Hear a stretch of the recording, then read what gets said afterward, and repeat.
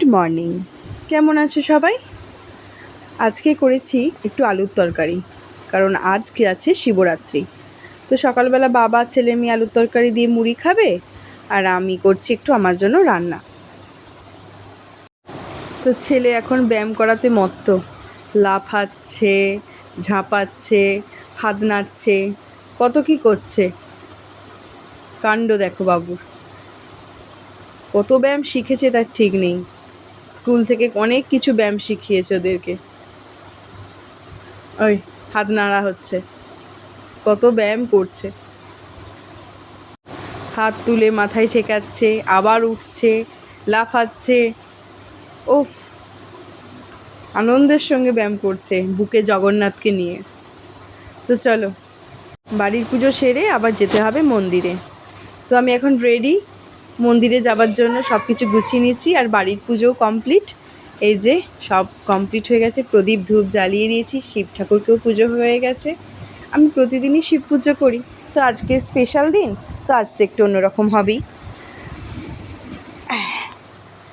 আর এই যে আমি একদম পুরো রেডি, খুব তাড়াতাড়ি সমস্ত কিছু একা হাতে সামলে তারপরে এই যে পুজো করে আবার বাইরে পুজো দিতে যাওয়া একটা বিশাল ব্যাপার। হর হর মহাদেব, হর হর মহাদেব। আমরা মন্দিরে এসেছিলাম, মন্দির থেকে বেরিয়েছি। তো আমাদের পুজো এখন হয়ে গেছে, দেখতেই পাচ্ছ কপালে তিলক কেটে দিয়েছে। আর এই যে হচ্ছে সেই মন্দির, দুর্গা মন্দির। আর এই বছর শিবরাত্রির তিথিটা খুব সুন্দর পড়েছে। আর আজকে তো প্রচণ্ড রোদ, রোদ ঝলমল করছে। আর এই যে আমি আর সমাধি এসেছি পুজো দিতে। এখন আমরা একটু ফটো তুলবো, তারপর যাব। এখন বাজছে পুরো 2:30, তাতেও আমাদের ফটো তোলা শেষ নেই। ভেতরেও এখন প্রচুর লোকজন রয়েছে। দাঁড়াও দিচ্ছি, সমাধি দাঁড়িয়েছে, সমাধির একটু ফটো তুলে দিচ্ছি। তুলে দিচ্ছি, ভিডিও করছি, দাঁড়াবে। তো পুজো দিয়ে বাড়ি চলে এসেছি, হাত মুখ ধুয়ে এখন বসেছি এই যে এইটা নিয়ে। বলো তো এটা কি?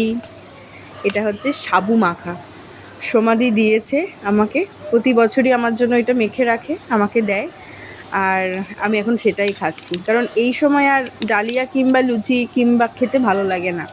তাই এইটা আমার কাছে এখন অমৃতর সমান। তো এইটা আমি এখন পেট ভরে খাচ্ছি, আর খুবই ভালো খেতে হয়েছে।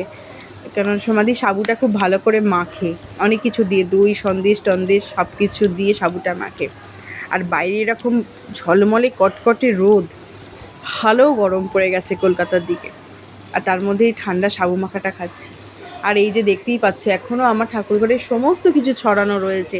এখন এগুলোকে সব গুছাতে হবে, পরিষ্কার করতে হবে, এরকম করে তো রাখা যায় না, না দেখতে কীরকম একটা লাগে। তো সব কিছুই এখন সাবুটা খাওয়ার পর তারপরে আবার এগুলো সব একটু ভালো করে পরিষ্কার করে গোছাবো। আর বাইরের দিকটা দেখো একবার, ফুলগুলো একদম ফুটে রয়েছে, সতেজ সবুজের সঙ্গে একটা হালকা পার্পেল কালার, দেখতে কি সুন্দর লাগছে।